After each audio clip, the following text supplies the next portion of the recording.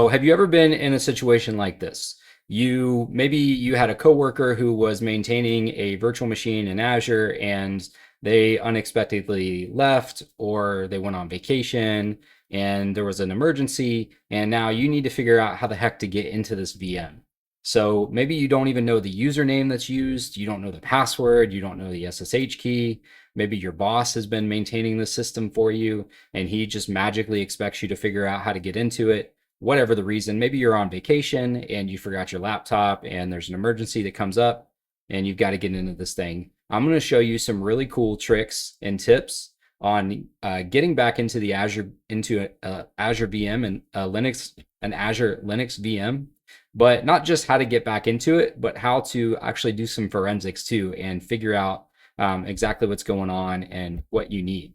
So I've got over here, I'm already logged into my Azure portal. I've got a terminal session over here that we're going to use. And I've got this VM that I just kind of inherited. I don't know, like I said, I don't know what the username is. I don't have a password. If I try to SSH into it, it's going to ask me for a password, and I don't know any of that information. So the first thing that you're going to want to do is you're going to come over here and we're going to search for Run Command.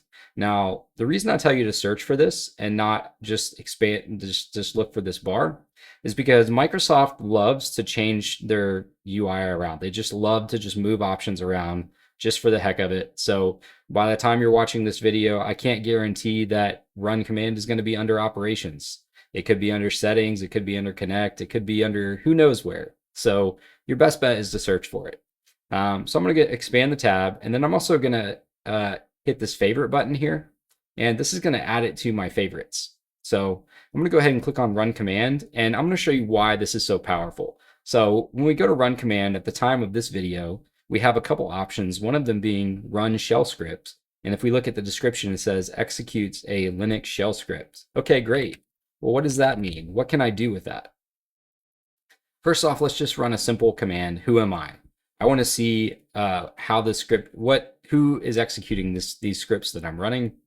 And this is a little bit slow. It's kind of the only drawback of this, but you can see that these things are all running as root. So that's great. So step one, we need to figure out what is the user for this system, or what regular users are on this system. Now we can do that with just some simple tools, right? So all of our users are going to be stored in our etc/password file, and we can also actually grep that for /home. And what that's going to do is that's going to filter out basically all of the system users, because only a real user is going to have a home directory typically. So we're going to run this command, and you're actually going to see that Azure user is the user that we have, is the only user on the system. So we can assume that that is the primary user. And if we go ahead and try to SSH using Azure user, I don't get any, I'm getting connection refused, which means that port maybe is closed. If I look at the networking tab,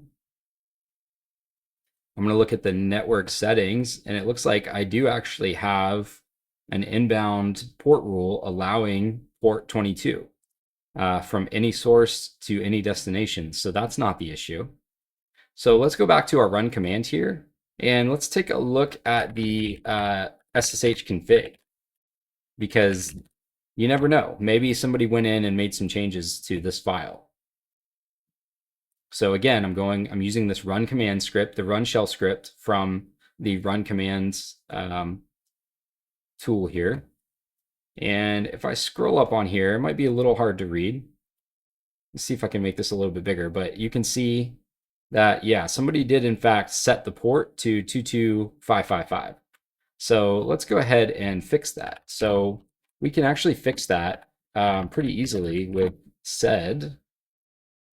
So it is 22555. There's a couple ways that we could fix this. We could open that port and then connect to the VM, open that port in the network security group, and then we could be able to connect to that VM. I'm going to show you an alternative way here, which is where we're going to use a tool called sed, which is for kind of manipulating text. And we're going to use specifically the S flag. So we're going to say replace any instance of port 22555 with port 22. Wait for that to run. Well, I did not give it I didn't actually give it a file there. So let me actually refresh this.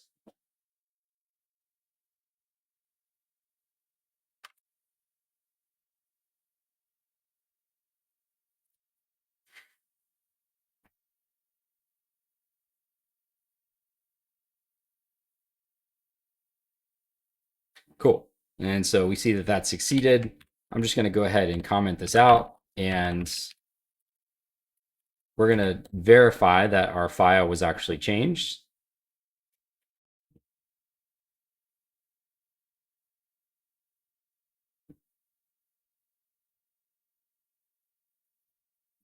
And if I scroll up on here, I can see that it has been changed, port 22. So I'm also just going to go ahead, while we're in here, we're just going to go ahead and reboot the virtual machine. You can try to just restart the SSH service, the Open SSH server, but I've had issues with that in the past, especially on Ubuntu machines. And I found that the best way to make sure that this is working is just to go ahead and just reset it. So, or I'm sorry, to reboot the whole machine. So we're going to wait for this thing to reboot, and then I'm going to show you how to reset the password and or the SSH key.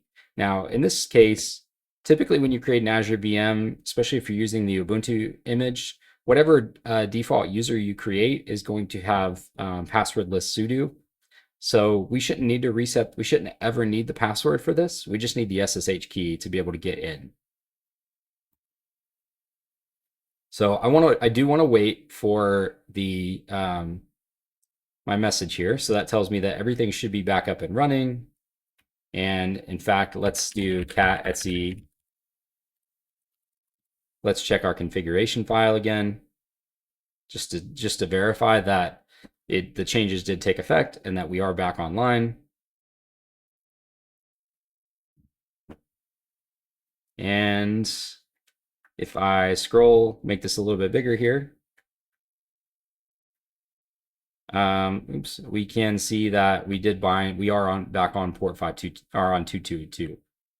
So I'm going to close out of this blade, and the next blade that we're going to look at is going to be currently under connect. Again, a good way to find this is to just search for connect. And I'm going to click on it, and we have a bunch of different options here. So this number one by default is going to tell us how to connect to the VM, some different ways to connect to it. But the magic is going to come in this reset password and keys. So there's a couple things we can do here. We can reset the password, which we don't really need to do, or we can add a SSH public key. Now there's a couple options. We could have Azure generate a new key automatically. We could use an existing key that's stored in Azure, or we could use an existing public key. So I'm going to go with that option because I've got a public key. I've got an SSH key that I just created. And I'm going to go ahead and paste that in here.